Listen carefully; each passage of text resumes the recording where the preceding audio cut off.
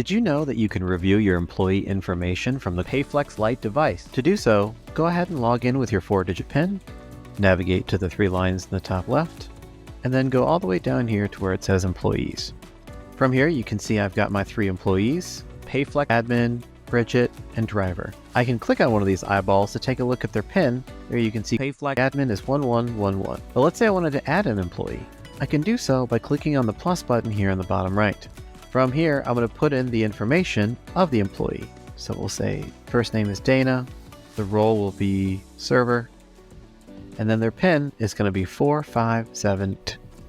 Now that all of my information has been added, I can click on the save button right here, and Dana will be added to my list of employees. And that's how to review and add employees in the Payflex Lite device.